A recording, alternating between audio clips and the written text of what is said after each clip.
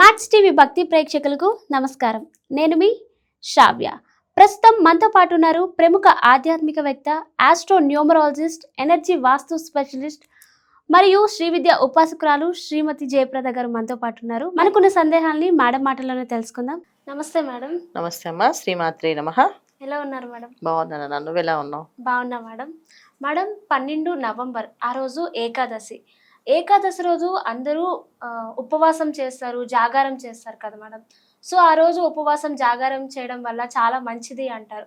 So ఆ రోజు చేయడం వల్ల విశిష్టత ఏంటి మేడం ఆ రోజు? అంటే ఇది మనం ఏకాదశి వాళ్ళు మనం చెప్పుకుంటున్నాం అంటే చాలా ఒక విధంగా చెప్పాలంటే కొంచెం వింతగానే. ఎందుకంటే మన పెద్దవాళ్ళు మనం ఎలా బతకాలి అనేది ఒక 50 ఏళ్ళ కిందట రాసేశారు. ఏంటంటే అప్పుడు జాతకాలు, వాస్తులు ఇవి ఏమి చూపించుకునే పని లేదు. వాళ్ళు ఒక కొన్ని నియమాలు పెట్టారు. ఆ నియమాల ప్రకారం మీరు మీరు వెళ్ళండిరా, అన్నీ మీకు కలిసి వస్తాయి అని మన పెద్దవాళ్ళు చెప్పేశారు.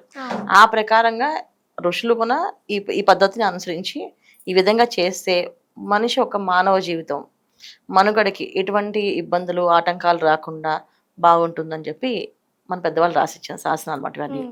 అయితే ఏంటంటే ఆ కాలం పెరుగుతున్న కొద్దీ వీటిని చాదస్తాల కింద అవి వాటిని కాదు ఏదో మనం మూఢనమ్మకాల కింద తీసి పక్కన పడేసాం. మళ్ళీ కాలం తిరిగి మళ్ళీ వస్తుంది కదా, ఎవరికైనా సరే ప్రతి కాలం మారుతూ ఉన్నట్టుగా ఇప్పుడు మళ్ళీ వాటి కోసం వెతుకుతున్నాం. మన పునాదులు ఏంటి, ఎక్కడున్నాయని చెప్పేసి. అందుకే కూడా ఏకాదశి అంటే ఏంటని. సో ప్రతి మనిషికి ప్రతి నెలలో ఏకాదశి అనేది వస్తుంది. ఏకాదశిలో ఏవైతే మనం సంవత్సరంలో వచ్చే ఏకాదశులు అన్నీ ఉపవాసాలు చేస్తే శరీరానికి ఎటువంటి ఇబ్బందులు, ఎటువంటి బాధలు రావని చెప్పి పెద్దవాళ్ళు నిర్ణయించారు. సో ఇదేంటంటే ఏకాదశి రోజు విష్ణు నామాల్లో ఉండే ఒక్కొక్క నామానికి ఒక్కొక్క ఏకాదశి పేరు. అలా ఎన్ని ఏకాదశి స్వామివారి పేర్లు ఎన్ని ఉన్నాయో అన్ని పేర్లకి ఏకాదశికి ఒక్కొక్క నేము. అలా ఒక్కొక్క పేరుతో ఉన్న ఏకాదశికి స్థితికారకుడు గనక ఆయనకి ఆ రోజు నమస్కారం చేసి ఆ రోజంతా ఆయన నామాన్ని జపం చేసి విష్ణు సహస్రనామం పారాయణ చేసి ఆయన మొత్తం అంటే ధ్యాస అంతా ఆయన సత్సంగం అంటే ఆయనతోటి భజనలు కానీ పూజలు కానీ చేసుకుంటూ ఉపవాస దీక్ష చేయమని చెప్పారు పెద్దవాళ్ళు. ఇలా చేయడం వల్ల ఒక్కొక్క నెలలో వచ్చే 2 ఏకాదశులు ఒక్కొక్క ఏకాదశికి ఒక్కొక్క విశిష్టత ఉంది. ఈ విశిష్టతని ఎలా తీసుకోవాలి అంటే ఆ మాసంలో వచ్చే ఏకాదశికి ఒక పేరు ఉంటుంది. ఆ పేరు ప్రకారం మనం ఆ పద్ధతిలో చేస్తే దాని ఒక ఎనర్జీస్ పనిచేస్తాయి. సో అంటే మన జాతక చక్రంలో ఏవైతే గ్రహాలు యోగించవు అని అనుకుంటామో అవి యోగించకపోయినా ఈ ఏకాదశి రోజు ఉపవాసం చేసి నారాయణ జపం మంత్రం చేస్తూ ఉంటే మనకి అన్ని కలిసి వస్తాయని చెప్పి ఇది మన పెద్దవాళ్ళు చెప్పింది. ఈ విధంగా ఏకాదశి ఉపవాసం అనేది చేస్తాం. సో ఈ ఏకాదశి చేయడం వల్ల ఏంటంటే ఒక్కొక్క ఏకాదశికి ఒక్కొక్క విశిష్టత ఉంది కదా, ఆ ప్రకారం మనం చేసుకుంటుంటే మన జాతకంలో ఉండే యోగాలు ఏవైతే ఉన్నాయో ఆ యోగాలు బాగా మనకి అనుకూలంగా ఉంటాయని. అసలు పూర్వం ఏంటంటే జాతకం అనేది ఎప్పుడు చూపించుకునే వాళ్ళంటే ఏదో అంటే ఇంకా ఆ పరిస్థితిని చేదాటిపోతుంది వాళ్ళకి అన్నప్పుడు ఒక దగ్గరలో ఉన్న జ్యోతిష దగ్గరికి వెళ్ళి ఏమండి ఇలా జరుగుతుంది, ఇలా అవుతుంది, ఎలా ఉంది చెప్పండి, కాస్త మాకు కార్యక్రమం మంచిగా అవుతుందా అవదా అని చెప్పి అలా అడిగేవాళ్ళు. అంటే ఒక ప్రాణం మీదకి వచ్చినప్పుడు లేకపోతే ఒక ప్రాణం ఒక ఊరు దాటి వెళ్లాల్సి వచ్చిన పరిస్థితి వచ్చినప్పుడు అలాంటప్పుడు అడిగేవాళ్ళు తప్ప మామూలుగా అడిగేవాళ్ళు కాదు. నువ్వు అలా ఈ జపం చేసుకుంటూ ఈ ఏకాదశి చేస్తే ఆ నెలలో కావాల్సిన ఎనర్జీస్ అన్ని అందుతాయి. ఆ విధంగా ఏకాదశి చేయమని వాళ్ళు. ఇది ఒక రీజన్ పెద్దవాళ్ళు చెప్పింది మనకి. ఇంకొక రీజన్ ఏంటంటే సైంటిఫిక్ రీజన్ ఏంటంటే శరీరానికి ఎప్పుడు కొన్నా ఒక రోజు అంతా ఖాళీగా వదలాలి శరీరానికి. అంటే ఎప్పుడు ఆహారం వేస్తుంటే లోపల తిరిగే వేయకుండా అన్ని కొన్న మిషనరీస్ లాంటివే కదా. ఎంత భగవంతుడు మనకి ఎంత సృష్టించినా ఆ లోపల ఉన్న అన్ని కొన్న ఆర్గాన్స్ అన్ని కొన్న మనకి కంటిన్యూ తిరుగుతాయి. ఆ వాటికి ఒక రోజు వదిలితే అవి మళ్ళీ ఫిల్టర్ చేసుకుంటాయి, మొత్తం క్లెన్జింగ్ చేసుకుంటాయి. క్లెన్జింగ్ చేసుకొని మళ్ళీ అవి యాక్టివ్గా పనిచేస్తాయి. అలాగా నెలలో ఖచ్చితంగా ఇలా ఏకాదశిలో ఉపవాసాలు ఉండమని చెప్పారు. ఇది మన శరీరానికి మంచిది, దీనికి మన చేసే పుణ్యం పురుషార్థం 2 కలిసి వస్తాయని చెప్పి చెప్పిన విషయం అనమాట. సో అందుకని ఏకాదశి అనేది చేయమని చెప్పారు. సో ఒక్కొక్క ఏకాదశి చేయలేని వాళ్ళు కనీసం ఏదో ఒక ఏకాదశిని చేయండి అని అంటే మేము ప్రతి నెలలో ఉండలేము ఏకాదశులు అంటే అప్పుడు కార్తీక ఏకాదశి అన్నిటికంటే చాలా శ్రేష్టమైంది అండి. ఈ ఏకాదశి చేస్తే అన్ని ఏకాదశి చేసిన ఫలితం కూడా వస్తుంది అని చెప్పి ఒక ఏకాదశి చేయమని చెప్పి అది కార్తీక మాసంలో వచ్చే ఏకాదశులు అన్నమాట. సో ఇలా ఏకాదశి చేయాలి. ఓకే మేడం మరి నాకు ఒక డౌట్. ఇప్పుడు నార్మల్‌గా మీరు ఏకాదశి రోజు జాగారం, ఉపవాసం చేయాలంటారు. అంటే దేవుణ్ణి ఎక్కువగా నమ్మేవాళ్ళు ఆ రోజు ఉపవాసం ఉంటారు. దేవుణ్ణి ధ్యానించుకుంటారు. కానీ కొంతమంది మాత్రం ఆ రోజు చేస్తే మంచిది అని అనుకోని ఉపవాసం ఉంటారు, జాగారం ఉంటారు. కానీ ఫోన్‌లు ఒత్తుకుంటూ కూర్చుంటారు. మరి అలాంటి వాళ్ళకి పుణ్యం లభిస్తుందా మేడం? అంటే ఇక్కడ ఉపవాసం అని ఎందుకు చెప్పారంటేనన్నా, అంటే ఉపవాసం మనం ఉంటే ఆయనకేమొస్తుంది? హ్మ్. ఉపవాసం ఉండమని చెప్పింది. ఎందుకంటే శరీరంలో ప్రతి అవయవం నీరసంగా అలా వీక్‌గా అయినప్పుడు, హ్మ్. అప్పుడు మన నా నోట్లో నుంచి వచ్చే స్మరణ ఏముంటుంది? నారాయణ, గోవింద, శ్రీ మహావిష్ణువు అని చెప్పి చదువుతూ ఉంటాం కదా! అవును. శ్రీరామ, జయరామ అనుకుంటూ. ఇలాగ మంత్రం రావడానికి కోసం అని ఉండమని చెప్పేవాళ్ళు. హ్మ్. సో, ఎందుకంటే మనలో మనసు కళ్ళు మూసుకుంటే ఎక్కడికెక్కడికో వెళ్ళిపోతుంటుంది. హ్మ్. అది మన దగ్గర ఉండదు. చాలా అవును. మంది జపం చేస్తాం, మెడిటేషన్ చేద్దాం కళ్ళు మూసుకుంటే హ్మ్. ఎక్కడెక్కడో తిరుగుతుంది వెళ్ళి. అవును. డిస్ట్రాక్ట్ అయిపోతారు.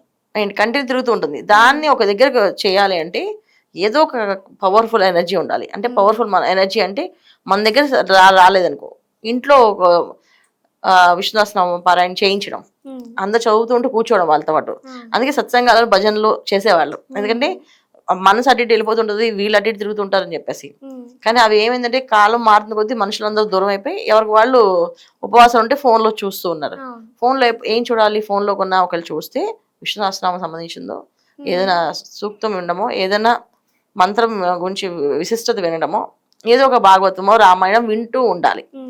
ఈ విధంగా చూడొచ్చు ఓకే. ఉపవాసం ఉన్నవాళ్ళు. హ్మ్. అంతేగాని ఈ ఏవో వస్తాయి కదా! Reels, reels. గీల్స్ అలాంటివి ఏమి చూడకూడదు. ఓకే. అంటే ఆ రోజు నార్మల్‌గా రీల్స్ చూసు ఏదో ఉండాలి కదా! అలా ఉంటే వాళ్ళకేం ఫలితం లభించదు.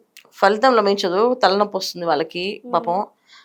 సాయంత్రానికి ఒక రకమైన ఇబ్బందిలా వచ్చి ఇప్పుడున్న సమస్యలేంటంటే గ్యాస్‌కి సంబంధించిన బాధలు అవన్నీ ఉన్నాయి గదా! హ్మ్. ఇవన్నీ పడ్డ వల్ల ఏమవుతాయి, ఓహో! ఏకాదశి మనకు కలిసి రాలేదు. హ్మ్. ఉపవాసం మనకు పనికిరాదు. నేను ఉండలేను. ఉపవాసం ఉంటే నేను తినేస్తాను.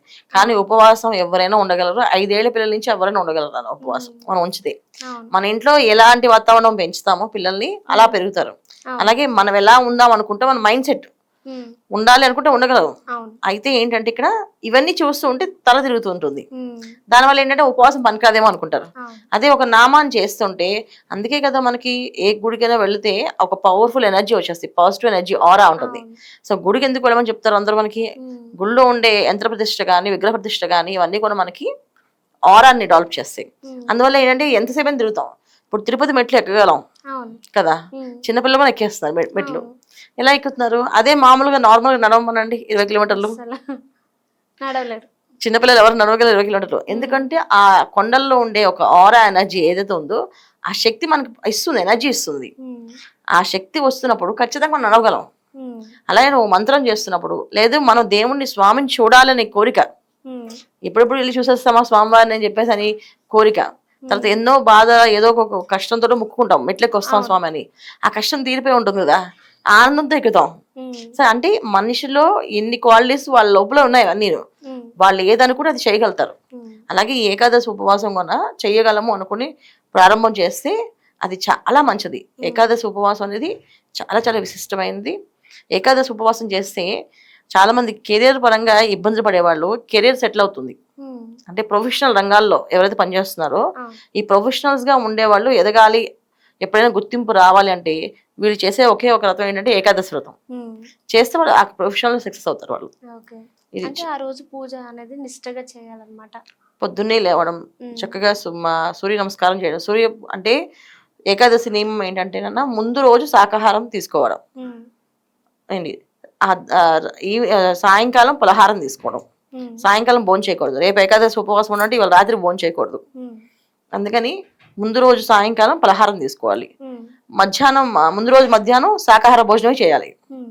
శాకాహార భోజనం చేయాలి. రాత్రి పలహారం తీసుకొని పొద్దున్నే సూర్య నమస్కారం చేసి చక్కగా అక్కడి నుంచి గుడికి వెళ్ళడం, వైష్ణవాలయానికి వెళ్ళడం, శివాలయానికి వెళ్ళడం, ప్రదక్షిణాలు చేయడం కాస్త హ్మ్. వచ్చి కూర్చొని మంత్రం జపం ఏదో చేసుకోవడం. వాళ్ళు ఉన్న లేదా విష్ణు సహస్రనామం చదవడం. ఇలా చదువుకుంటూ ఉపవాసం చేయాలి. హ్మ్. ఇలా చేయగలిగితే చాలా చాలా విశిష్టత. ఒక మనిషి ఓకే. 24 గంటలు బాడీకి ఏమి ఇవ్వలేదంటే ఆ బాడీ సెట్ అవుతుంది. హ్మ్. ఆరోగ్యంగా ఉంటారు వాళ్ళు. హ్మ్. ఏండి ఇది చేయాలి. ఇది ఓకే. చేయలేని వాళ్ళు కాస్త పలహారం తీసుకొని ఉండడం. హ్మ్. పలహారం అంటే అంటే గోధుమ రవ్వ గాని, లేదా సాబూదానాతో చేస్తారు. సాబూదానా గింజలు అని చెప్పేసి హ్మ్. సగ్గు బియ్యంతో చేస్తారు. హ్మ్. ఈ సగ్గు బియ్యం అనేది ఆ, చేసి ఒక ఉప్మాల చేసి తింటారు అనమాట. ఇలాగని చేసుకుని తింటారు ఎవరు ఉండలేని వాళ్ళకి. ఏంటి ఉండగలిగిన వాళ్ళు చక్కగా ఉండడం. మేడం మరి నాకు ఒక డౌట్ వచ్చింది. మీరు ఉపవాసం అన్నారు కాబట్టి కొంతమంది ఉపవాసం ఏంటంటే ఫుడ్ ఏం తినరు, బట్ టీ తాగడం, కోకోనట్ వాటర్ తాగడం ఇవన్నీ చేస్తుంటారు. మరి అది ఉపవాసం కింద వస్తుందా మేడం? ఏకాదశికి రావు. ఏకాదశికి అవి ఏం తీసుకోము. ఏకాదశి రోజు కొబ్బరి నీళ్ళు తాగొచ్చు కావాలంటే. తాగలేమని అంటే ఉండలేమంటే ఏకాదశి అంటే ఏమీ తినకుండా ఉండడమే, ఏమీ తాగకుండా తినకుండా ఉండడమే ఏకాదశి. అది ఏకాదశి ఉపవాసం. లేదు ఉండలేము అనుకునే వాళ్ళు చాలా మంది జ్యూసులు తాగుతూ ఉంటారు. ఈ పలహార అది కొబ్బరి నీళ్ళు, మీరు అన్నట్టు కొబ్బరి నీళ్ళు, కాఫీలు, పాలు ఇవి తాగుతూ ఉంటారు. ఇవి చేసుకుంటూ ఉంటారు. అంటే అది మొత్తం చేయలేకపోయినా కాస్త అంత అలవాటు అవుతుంది కదా. ఈ ఏకాదశికి అలా ఉన్నారనుకో, వచ్చే ఏకాదశికి కాస్త ఒత్తి నీళ్ళతో ఉండడము, ఇంకో వచ్చే ఏకాదశికి అసలు ఏం తినకుండా ఉండడానికి ప్రయత్నం చేయడం, ఇలా మనం ప్రయత్నం చేస్తూ ఉంటే మనకు అలవాటు అవుతుంది. ఇది చాలా మంచి విశేషం అనమాట. సో ఏకాదశి వ్రతం అంటే ఏంటంటే ఉపవాసం ఉండడం, నారాయణ జపం చేసుకోవడం, గోవింద కోటి రాసుకోవడం, శ్రీరామ కోటి రాసుకోవడం, ఇవి రాసుకుంటూ చక్కగా ఏదైనా కీర్తనలు వింటూ రామాయణాన్ని, భాగవతాన్ని పారాయణ చేసుకుంటూ ఉండడం, అయితే వినడం. ఈ విధంగా చేస్తే చాలా చాలా వాళ్ళ శరీరం బాగుంటుంది, వాళ్ళ జీవితం బాగుంటుంది, ఆర్థిక అభివృద్ధి బాగుంటుంది. ఇది ఏకాదశి వ్రతం అమ్మ. ఏకాదశి గురించి చాలా చక్కగా వివరించారు మేడం. ధన్యవాదాలు. నమస్తే అమ్మ. శ్రీమాత్రే నమః.